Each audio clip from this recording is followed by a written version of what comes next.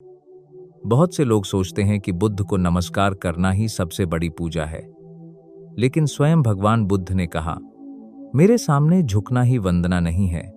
तो फिर बुद्ध की असली वंदना क्या है? क्या कारण है कि हजारों लोग बुद्ध के सामने रहे पर मुक्त नहीं हुए और कुछ लोग दूर रहकर भी निर्वाण तक पहुंच गए? आज हम इस गहरे धम्म रहस्य को समझेंगे। नमस्कार दोस्तों, संप्रज्ञान चैनल पर आपका स्वागत है। कोई भक्त अपने आराध्य देव अथवा देवी की वंदना कैसे करे? धर्म की सच्चाई गहराई से समझ में आ जाए तो उसके गुणों को याद करे, उनसे प्रेरणा प्राप्त करे और उन्हें अपने भीतर जगाने और अपने जीवन में उतारने का प्रयत्न करे। यही सही भक्ति होगी, यही सही वंदना होगी। इसी प्रकार जब कोई व्यक्ति बुद्ध की वंदना करे तो महत्व बुद्ध के गुणों को ही दे। उन गुणों के प्रति श्रद्धान्वित होकर मन में प्रेरणा जगाए और उन्हें अपने जीवन में उतारने के लिए प्रयत्नशील हो जाए तो किसी संप्रदाय में नहीं बंधेगा, गुणों से बंधेगा। गुण सार्वजनीन होते हैं, शुद्ध धर्म से बंधेगा। शुद्ध धर्म सार्वजनीन होता है। इस प्रकार यथाशक्ति शुद्ध धर्म धारण करके अपना मंगल साध लेगा। जब बुद्ध की वंदना करे और धर्म पूर्वक करे तो यही कहे, नमो तस् भगवतो अरहतो सम्मा संबुद्धस्। नमस्कार है उनको जो भगवान हैं, अरहंत हैं, सम्यक संबुद्ध हैं। तो नमस्कार गुणों को हुआ, सम्मान गुणों का हुआ। ऐसा गुण धारण करने वाला व्यक्ति कोई हो, गौतम हो, काश्यप हो या अन्य कोई हो।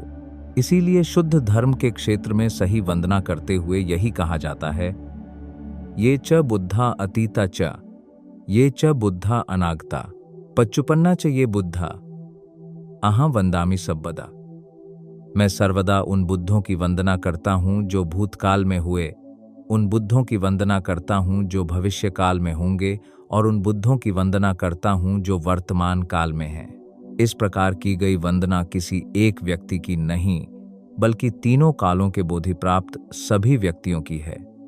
तो वंदना गुणों की हुई, इसलिए सही वंदना हुई। जो भी व्यक्ति सम्यक संबोधि प्राप्त कर लेता है वह अनंत गुणों से भर उठता है, पर उसमें कुछ प्रमुख प्रधान सद्गुण होते हैं जो इस प्रकार हैं, वह भगवान हो जाता है। यानी वह अपने भीतर का समस्त राग, द्वेष और मोह भग्न कर लेता है और इस प्रकार भाग्यवान हो इसी जीवन में विमुक्ति के वैभव का ऐश्वर्यमय जीवन जीता है। वह अरहंत हो जाता है, अपने सभी अरियों यानी शत्रुओं का हनन कर लेता है। कौन है शत्रु? कोई बाहरी व्यक्ति हमारा शत्रु नहीं हुआ करता। हमारे अपने आंतरिक मनोविकार, क्लेश, कषाय ही सही माने में हमारे शत्रु हैं और इन्हीं शत्रुओं का हनन करके, खात्मा करके ही कोई व्यक्ति अरहंत होता है, बुद्ध होता है। वह लोक चक्र को धर्म चक्र के आरे से काट देता है, इस माने में भी अरहंत हो जाता है। ऐसा व्यक्ति सम्यक संबुद्ध हो जाता है। सम्यक यानी भली प्रकार से, सही प्रकार से संबुद्ध हो जाता है। संबुद्ध यानी स्वयं बोधि प्राप्त कर लेता है। जब तक सत्य को स्वयं प्रत्यक्ष अनुभूति द्वारा न जान ले, तब तक केवल सुनी सुनाई, पढ़ी पढ़ाई बात से कोई व्यक्ति संबुद्ध नहीं हो सकता। सत्य के बारे में केवल सुन लेने या पढ़ लेने से अथवा उसे श्रद्धा से या बुद्धि से मात्र स्वीकार कर लेने से कोई व्यक्ति संबुद्ध नहीं हो सकता।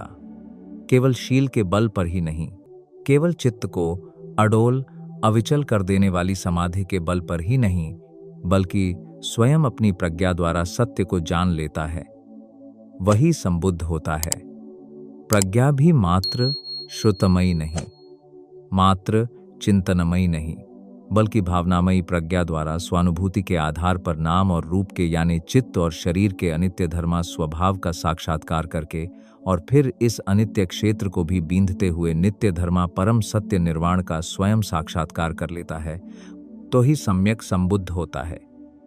इंद्रिय क्षेत्र की सभी सुखद दुखद अनुभूतियां अनित्य धर्मा हैं, अनात्म धर्मा हैं और इसी कारण वस्तुतः दुख धर्मा हैं। इस दुख आर्य सत्य का स्वयं साक्षात्कार करता है, जो अनित्य धर्मा है, अनात्म धर्मा है। उसके प्रति राग द्वेषमयी तृष्णा जगाने के कारण ही दुख की उत्पत्ति होती है। इस समुदय सत्य को भी स्वानुभूति द्वारा जान लेता है। जिसकी उत्पत्ति कारण से हो उसका निवारण किया जा सकता है। कारण के निवारण से उसका निवारण साध्य है। यह समझकर दुख के कारण तृष्णा का पूर्णतया निवारण करके दुख विमुक्ति के सत्य की स्वयं अनुभूति करके साक्षात्कार कर लेता है।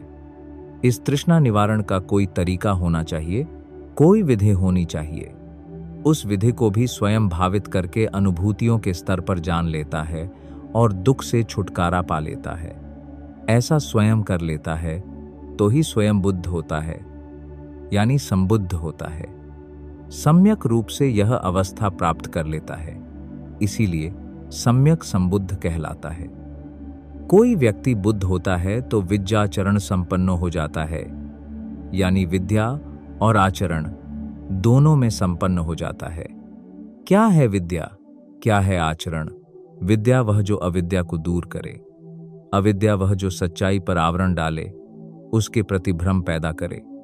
जो वस्तुतः अनित्य है उसके प्रति नित्य होने का भ्रम, जो वस्तुतः अनात्म है, मैं नहीं, मेरा नहीं, मेरी आत्मा नहीं, उसके प्रति मैं, मेरा, मेरी आत्मा होने का भ्रम, जो वस्तुतः दुख है उसके प्रति सुख होने का भ्रम पैदा करे। यह भ्रम दूर हो तथा अनित्य, दुख और अनात्म के स्वभाव को वास्तविकता के स्तर पर समझ ले तो अविद्या दूर हुई, विद्या स्थापित हुई। इसी प्रकार जो दुख है, जो दुख का मूल कारण है, जो दुख का निवारण है और जो दुख के निवारण का उपाय है, उसे भली भांति जान ले तो अविद्या दूर हुई, विद्या स्थापित हुई। लेकिन केवल विद्या में संपन्न होना पर्याप्त नहीं है, इसके आचरण में भी संपन्न हो तो ही बुद्ध होता है। क्या है आचरण? इन सच्चाइयों को केवल बुद्धि के स्तर पर ही समझकर न रह जाए, बल्कि वास्तविक प्रत्यक्ष अनुभूति के स्तर पर जान ले तो ही आचरण में संपन्न हुआ। धर्म का केवल सैद्धांतिक पक्ष ही नहीं जाने, उसके व्यावहारिक पक्ष को भी जीवन में उतारे तो ही आचरण में संपन्न हुआ। जो व्यक्ति बुद्ध होता है वह सुगतो होता है, यानी सुगत होता है, यानी उसने अच्छे मार्ग पर गमन किया है। कायिक कर्म और वाचिक कर्म को सुधारते हुए मनोकर्म को भी इस कदर सुधार लिया है कि अब कोई ऐसा कर्म कर ही नहीं सकता जो किसी की किंचित मात्र भी हानि कर दे। लोक कल्याण ही लोक कल्याण करता है। ऐसा व्यक्ति मानस के ऊपरी विकारों का ही प्रहार करके नहीं रह गया, बल्कि अंतर्मन की गहराइयों तक अनेक जन्मों के संचित अनुशय क्लेशों को भी जड़ से उखाड़कर पूर्णतया विकार विमुक्त हो गया है। स्थूल सत्यों का साक्षात्कार करते करते स्थूल से सूक्ष्म, सूक्ष्म से सूक्ष्मतर, सूक्ष्मतर से सूक्ष्मतम परमपद निर्वाण तक का साक्षात्कार कर चुका है। शील, समाधि और प्रज्ञा के आर्य अष्टांगिक मार्ग पर भली प्रकार गमन किया है और निर्वाण की यानी मुक्ति की अवस्था तक पहुंच गया है। विपश्यना साधना करते हुए श्रोतापत्ति, सकदागामी, अनागामी के मार्ग पर सुगमता से चला हुआ अरहंत मार्ग फल की अवस्था तक जा पहुंचा है तो ही सही माने में बुद्ध हुआ है, सुगत हुआ है। जो बुद्ध होता है वह लोकविद होता है, यानी लोकों को जानने वाला होता है। रिद्धिबल से वह समस्त लोकों की यात्रा कर सकता है, उन्हें जब चाहे अपने दिव्य चक्षुओं से देख सकता है। सर्वज्ञ हो जाने के कारण उनके बारे में पूरी जानकारी प्राप्त कर सकता है, लेकिन केवल इन्हीं अर्थों में लोकविदु नहीं है। इस 3.5 हाथ की काया में सारे लोकों का अनुभव कर लेता है। नीचे के लोकों से लेकर मनुष्य लोक, देवलोक, रूप ब्रह्मलोक और अरूप ब्रह्मलोक की अनुभूति इसी कायापिंड में की जाती है। ठीक ही कहा गया है कि लोकों की उत्पत्ति, उनकी उत्पत्ति का कारण, उनका निरोध और उनके निरोध का उपाय इस 3.5 हाथ की काया के भीतर ही है। लोक का अंत किए बिना कोई व्यक्ति मुक्त नहीं बन सकता। बुद्ध होता है तो समस्त लोकों को अपने भीतर जानकर उनका निरोध कर उनके परे लोकोत्तर निर्वाण अवस्था का अपने भीतर ही साक्षात्कार कर लेता है, तभी लोकविदु कहलाता है। बुद्ध होता है तो अनुत्तरो होता है, यानी अनुत्तर होता है। जिस अवस्था पर यह व्यक्ति पहुंच गया है, इससे ऊंची अन्य कोई अवस्था नहीं। इस माने में अनुत्तर है। बुद्ध होता है तो पुरुषदम्म सारथी होता है, यानी जिस प्रकार एक अनुभवी सारथी बिगड़ैल घोड़ों को सुशिक्षित बना देता है, ऐसे ही गलत रास्ते पड़े हुए लोगों को सही रास्ते पर लगाने में वह कुशल होता है। बुद्ध होता है तो सत्था देवम अनुसानम होता है। बुद्धत्व प्राप्त करने पर उसके मन में असीम अपरिमित करुणा भर उठती है। अरे, संसार में कितने दुखियारे हैं। यह सच है कि अधिकांश लोग विभिन्न दार्शनिक मान्यताओं के जंजाल में उलझे हैं, सांप्रदायिक जकड़न में जकड़े हैं, कर्मकांडों के कारागार में कैद हैं। शुद्ध धर्म जो कुदरत का सार्वजनीन कानून है, उसे समझ भी नहीं पाएंगे, समझने की कोशिश भी नहीं करेंगे। परंतु इनमें से अनेक लोग ऐसे अवश्य हैं जिनकी आंखों पर अज्ञान का बड़ा झीना सा ही पर्दा पड़ा है। उनका तो कल्याण हो, ऐसे बहुतों का हित हो, बहुतों का सुख सधे। कोई भी व्यक्ति जो बुद्ध हुआ, वह इन मंगल भावों से भरकर बिना किसी भेदभाव के अपनी ओर से सबको शुद्ध धर्म बांटता है, लोगों को शुद्ध धर्म में अनुशासित करता है। अतः उनका शास्ता कहलाता है। शास्ता गरीबों का भी, अमीरों का भी, शास्ता विद्वानों का भी, अनपढ़ों का भी, शास्ता धनपतियों का भी, धनहीनों का भी, शास्ता पुरुषों का भी, नारियों का भी, शास्ता राजाओं का भी, प्रजाओं का भी, शास्ता देवों का भी और मनुष्यों का भी, महाकारुणिक शास्ता। जब जब बुद्ध की वंदना करें तो समझें कि सही वंदना तभी होगी जब बुद्ध के उपरोक्त गुणों को याद करें। अच्छा हो इन पावन पुरातन शब्दों में याद करें। इतिपिसो भगवार्ह सम्मा संबुद्धो विद्याचरण संपन्नो सुगतो लोकविदु अनुत्तरो पुरिसदम्पसारथी सत्था देवमनुसानम बुद्धो भगवाति। ऐसे हैं बुद्ध, ऐसे हैं भगवान, तभी हैं बुद्ध, तभी हैं भगवान। बुद्ध के इन गुणों को याद करके अपने भीतर प्रेरणा जगाएं और वैसे ही गुण अपने में जगाने के सत्प्रयत्न में लग जाएं, तभी सही माने में बुद्ध का सम्मान है, बुद्ध की वंदना है और तभी सही माने में हमारा अपना मंगल कल्याण है। 5 सहयोगी। समय बीतता है। किसी बुद्ध के सिखाए हुए पुरातन शुद्ध धर्म में नाना प्रकार की अशुद्धियां आ जाती हैं। लोग मुक्तिदायिनी शुद्ध साधना करनी भूल जाते हैं। धर्म के नाम पर किसी न किसी सांप्रदायिक जंजाल को अपने गले का हार बना लेते हैं।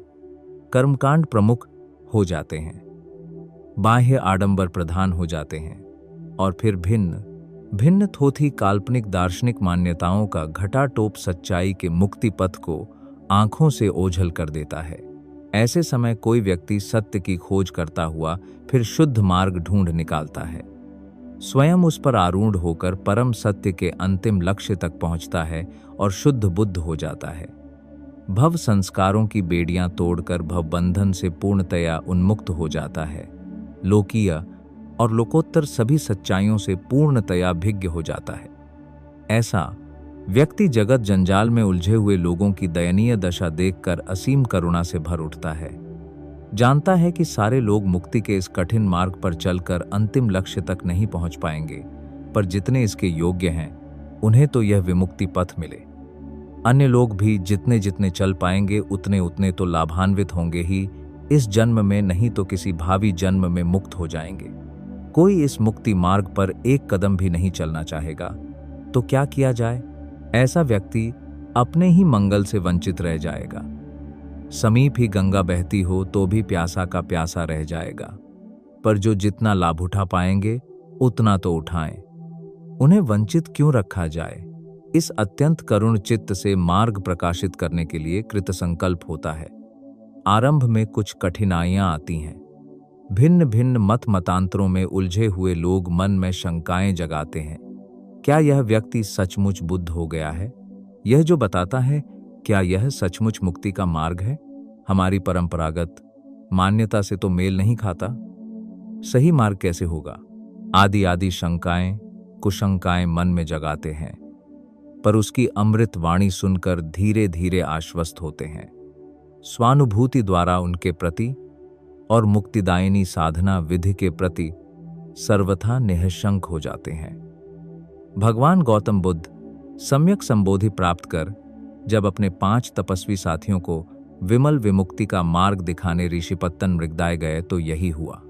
उनकी जन्मभूमि शाक्य प्रदेश से आए हुए ये 5 साथी, जो लगभग 6 वर्ष तक उनके साथ रहकर भिन्न भिन्न साधनाओं में उनका साथ देते रहे, उनके प्रति इस प्रकार शंकालु बन गए थे।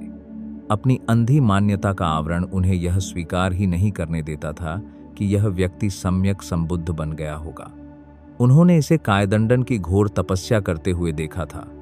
ऐसी दुर्धर्ष दुष्करचर्या जो सामान्य व्यक्ति के लिए बिल्कुल असंभव थी, परंतु उससे किंचित मात्र भी लाभ न देखकर जब उसे त्याग दिया और मध्यम मार्ग अपनाया तो ये 5 के 5 बड़े निरुत्साहित हुए। अंध मान्यताओं के गुलाम, वे यह स्वीकारने को ही तैयार नहीं कि कायदंडन के अतिरिक्त मुक्ति का और भी कोई मार्ग हो सकता है। उनकी दृष्टि में तो जिसने देहदंडन का मार्ग छोड़ दिया उसने मुक्ति का मार्ग छोड़ दिया। ऐसा व्यक्ति बुद्ध कैसे हो सकता है? शंकाएं ही शंकाएं, अश्रद्धा ही अश्रद्धा। यहां तक कि उसे दूर से आता देखकर सामान्य शिष्टाचारजन्य स्वागत सत्कार करने को भी तैयार नहीं थे। परंतु भगवान की सत्यनिष्ठ वाणी से कुछ प्रभावित होकर उनका उपदेश सुना। जब भगवान ने कहा कि मैंने जीवन जगत की चारों सच्चाइयों को केवल बुद्धि के स्तर पर चिंतन मनन करके ही नहीं स्वीकारा है, मैंने अपने भीतर उनका प्रत्यक्ष अनुभव किया है। जो कुछ कहता हूं स्वानुभव के आधार पर कहता है। मैंने केवल दुख और दुख के मूलभूत कारण का सारा क्षेत्र ही अनुभूति के स्तर पर नहीं जान लिया, बल्कि दुख का नितांत निरोध और निरोध के उपाय को भी स्वयं अनुभव करके जान लिया है। काया कष्ट की कठोर दुष्कर दुश्चर्या को त्याग कर भी कोई व्यक्ति दुख विमुक्ति के अंतिम लक्ष्य तक पहुंच सकता है, इसका पूरा विश्वास नहीं हो रहा था। परंतु उन्होंने जब भगवान की वाणी को अनुभव पर उतारा तो एक के बाद एक श्रोतापन्न अवस्था को प्राप्त करते हुए नितांत विमुक्त अरहंत अवस्था उपलब्ध कर ली। अब शंका संदेह के लिए स्थान ही नहीं रह गया। प्रत्यक्ष से बढ़कर प्रमाण ही क्या, भगवान के यह 5 पुराने सहयोगी अपने अन्य अरहंत साथियों सहित धर्मचारिका के उस प्रथम अभियान में सम्मिलित हुए, जिसके अंतर्गत एक एक अरहंत ने अलग अलग मार्ग पर जाकर नगर नगर, गांव गांव और घर घर में शुद्ध धर्म का संदेश पहुंचाया और असीम अनुकंपा पूर्वक बहुजन हित सुख में लग गए। कृतज्ञता विभोर हो लोक सेवा में लग गए। अपने शास्ता के प्रति उनकी यही सही वंदना हुई। महाप्रजापति गौतमी, अहं सुगत्ते माता त्वं च वीर पिता मम। हे सुगत बुद्ध, मैं तुम्हारी माता हूं और हे वीर बुद्ध, तुम मेरे पिता हो। 120 वर्ष की पूर्ण पकी हुई अवस्था, देह त्यागने और परिनिर्वाण प्राप्त करने की ओर आमुख। ऐसे समय महाप्रजापति गौतमी द्वारा भगवान बुद्ध के प्रति प्रकट किए गए यह हृदयोद्गार कितने अटपटे हैं, लेकिन साथ ही कितने सार्थक भी। शिशु सिद्धार्थ गौतम जन्म के 7वें दिन मातृविहीन हो गए। जन्मदायिनी माता महामाया स्वर्ग सिद्धार गई। महाप्रजापति गौतमी महामाया की ही सगी छोटी बहन। दोनों बहनें कपिलवस्तु के राजा शुद्धोदन को एक साथ ब्याही गईं। जन्मदायिनी माता महामाया के स्वर्ग सिद्धारने पर शिशु सिद्धार्थ की मौसी मां प्रजापति ही उनकी क्षीरदायिनी ममतामयी माता हुई। स्वयं अपने जन्मे पुत्र नंद को दूध देने वाली किसी धाय को सौंपकर उसने शिशु सिद्धार्थ को अपने अंक से लगाया और अपना दूध पिलाकर बड़े प्यार से पाला। इसीलिए कहती है, अहं सुगत्ते माता हे बुद्ध, मैं तुम्हारी माता हूं। माता गौतमी ने वृद्धावस्था में अत्यंत आग्रहपूर्वक भगवान से प्रव्रज्या ली, उपसंपदा ली, भिक्षुणी बनी और विपश्यना साधना की कल्याणकारिणी विधि सीखकर सारे कर्म क्लेशों से मुक्त हो अरहत अवस्था प्राप्त की। जिन्होंने भी भगवान से सद्धर्म प्राप्त कर मुक्ति का मार्ग पाया, वे सभी पुरुष भगवान के औरस पुत्र, वे सभी नारियां भगवान की औरस पुत्रियां कहलाई। उम्र और सांसारिक संबंधों के कारण कोई व्यवधान बाधा नहीं मानी गई। इसलिए कहा, त्वं च वीर पिता मम, हे बुद्ध तुम मेरे पिता हो। परम साध्वी महाप्रजापति अत्यंत प्रसन्न चित्त है। थोड़े समय बाद ही वह अपना शरीर छोड़ेगी। यह उसकी अंतिम मृत्यु होगी। आगे जन्म होने वाला नहीं है, अतः भविष्य में कोई मृत्यु भी नहीं है। सदा के लिए भवचक्र से मुक्ति मिलेगी। अपने परम उपकारक पुत्र और साथ ही पिता भगवान गौतम बुद्ध के प्रति कृतज्ञता के उद्गार प्रकट करती हुई महाप्रजापति कहती है, हे पिता, तुमने मुझे सद्धर्म में जन्म दिया। हे पुत्र, मैंने तुम्हें अपने स्तनों का दूध पिलाकर थोड़ी थोड़ी देर के लिए तुम्हारी क्षुधा पिपासा बुझाई, परंतु हे पिता, तुमने मुझे सद्धर्म का परम शांतिदायी अमृतरस पिलाकर सदा के लिए मेरी जन्म जन्म की तृष्णा बुझाई। हे पुत्र, मैंने तुम्हारे भौतिक शरीर के संवर्धन के लिए तुम्हें दुग्धपान कराया। बदले में हे पिता, तुमने मेरी निर्मल धर्मकाया के संवर्धन के लिए मुझे अमृत पान कराया। इस संसार में किसी नारी के लिए राजमहिषी और राजमाता कहलाना भले सुलभ हो, परंतु बुद्धमाता कहलाना सचमुच अत्यंत दुर्लभ है। हे पुत्र, तेरे कारण ही मुझे यह गौरवशाली पद सुलभ हुआ। निष्काम सेवा भाव और कृतज्ञता, यह दोनों बड़े अनमोल सद्गुण हैं, इसीलिए दुर्लभ हैं। धर्मनिष्ठ व्यक्ति स्वभाव से ही इन दोनों सद्गुणों से संपन्न होता है। इसी कारण साध्वी प्रमुखा महाप्रजापति का हृदय कृतज्ञता के भावों से सराबोर है। उस धर्ममयी की वाणी के एक एक शब्द से कृतज्ञता का धर्मरस चूता है।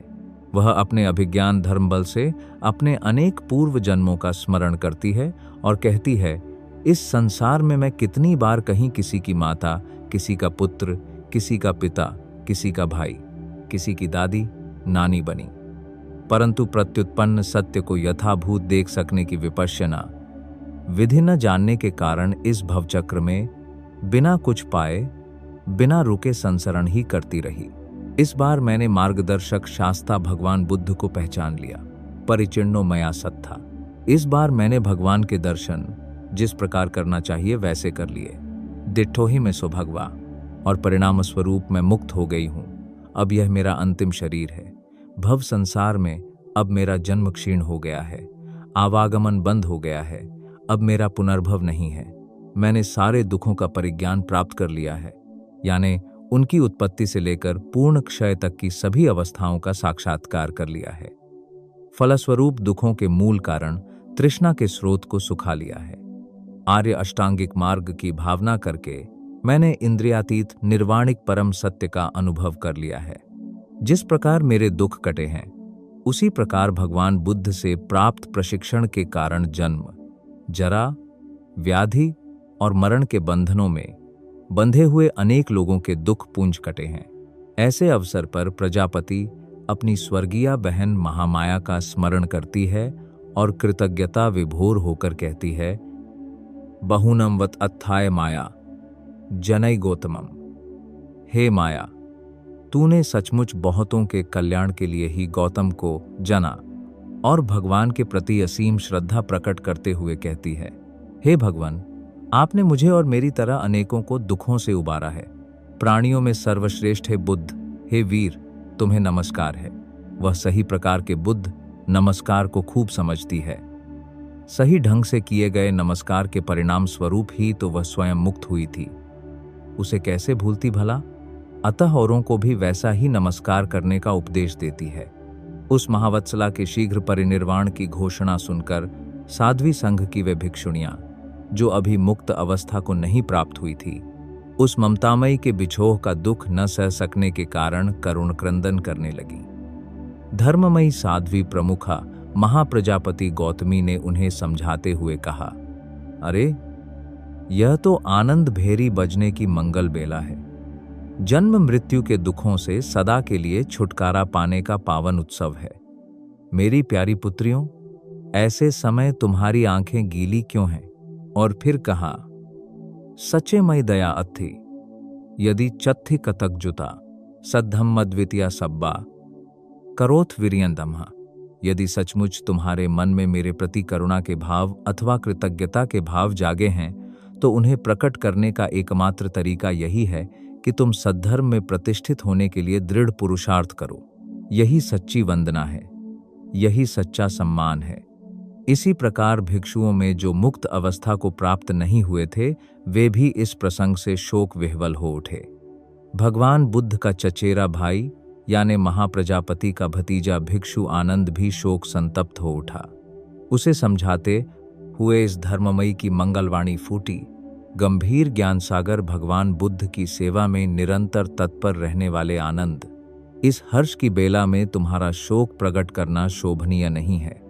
तुम्हारे ही सब यत्नों से मुझे भगवान से प्रव्रज्या मिली और यह कल्याणकारी साधना मिली जिससे कि निर्वाण का साक्षात्कार हुआ, मुक्ति का साक्षात्कार हुआ। मां पुत्र विमनो हो ही, हे पुत्र तू दुर्मन दुखी मत हो। मुझसे स्नेह है तो मुक्ति के मार्ग पर परिश्रम ही कर। सफलोते परिश्रमो, तेरा परिश्रम सफल होगा। यही सच्ची वंदना है, यही सच्चा सम्मान है। और फिर इसी अवसर पर एक पूर्व प्रसंग की प्रेरणादायक घटना कह सुनाई। तब प्रवजित हुए थोड़े ही दिन हुए थे, अभी अरहंत अवस्था का साक्षात्कार नहीं हुआ था। एक दिन धर्म सभा में धर्म सिखाते हुए भगवान को छींक आ गई। साध्वी गौतमी ने अपने पूर्व मातृ स्वभाव के अनुसार अपने पुत्र के प्रति मंगल कामना के ये शब्द कहे, चिरंजीव महावीर कप्पनटिट्ठ महामुने सब लोकस अथाय भवस्सु अजरामरो। हे महावीर तुम चिरकाल तक जियो, हे महामुने तुम कल्प भर प्रतिष्ठित रहो, सकल लोक के भले के लिए तुम अजर रहो, अमर रहो। भगवान को यह वंदना, यह मंगल कामना उचित नहीं लगी। उन्होंने कहा, प्रजापति ने इस समय मेरी जैसी वंदना की, वह अनुचित है, उचित नहीं। प्रजापति ने उत्सुकतावश पूछा, भगवन आप सर्वज्ञ हैं, हमें किस प्रकार आपकी वंदना करनी चाहिए और किस प्रकार नहीं करनी चाहिए, कृपया इसे समझाइए। समीप ही सामूहिक साधना में लगे हुए साधक संघ की ओर संकेत करते हुए भगवान ने कहा, आरद्ध वीर्ये पहितत्ते निच्चन दद्ध परक्कमे समग्गे सावके पस एतम बुद्धान वंदनम। एतम बुद्धान वंदनम, यह है बुद्धों की वंदना। देखो ये श्रावक संघ किस प्रकार एकत्र होकर समग्र रूप से साधना में लगे हैं, चित्त शुद्धि के लिए नित्य दृढ़ पराक्रम करते रहते हैं। सचमुच यही है बुद्धों की वंदना। कोई भी समझदार बुद्ध श्रावक किस प्रकार बुद्ध की वंदना करे भला, उनके बताए हुए साधना के मार्ग पर दृढ़ संकल्प से आरूढ़ हो जाएं और अपना मंगल साध लें। शास्त्रा की इससे बढ़कर और कोई पूजा वंदना हो ही नहीं सकती। सद्धर्म का प्रतिपादन करके ही कोई व्यक्ति बुद्ध की सही वंदना करता है। शील समाधि प्रज्ञा का अनुशीलन करके ही कोई व्यक्ति बुद्ध की सही पूजा करता है। इमाय धम्मानुधम्म अपटिपत्तिया बुद्धम पूजेमि। तो दोस्तों, आज हमने समझा बुद्ध की सच्ची वंदना केवल शब्दों से नहीं होती, न केवल हाथ जोड़ने से, न केवल पूजा या दर्शन से। सच्ची वंदना तब होती है जब हम बुद्ध के गुणों को अपने जीवन में उतारते हैं, जब हम शील, समाधि और प्रज्ञा के मार्ग पर चलते हैं, जब हम विपश्यना साधना द्वारा अपने मन के विकारों को मिटाते हैं। यही बुद्ध का सच्चा सम्मान है, यही धम्म का वास्तविक अभ्यास है। अगर आपको हमारा यह वीडियो पसंद आया और इससे कुछ नया सीखने को मिला तो कृपया इसे लाइक करें, शेयर करें और संप्रज्ञान परिवार का हिस्सा बनने के लिए चैनल को सब्सक्राइब जरूर करें और बेल आइकॉन भी दबा दें ताकि आपको नए वीडियो की जानकारी तुरंत मिल जाए। मिलते हैं अगले वीडियो में। तब तक जागरूक रहें, शांत रहें। भवतु सब मंगलम, सबका मंगल हो।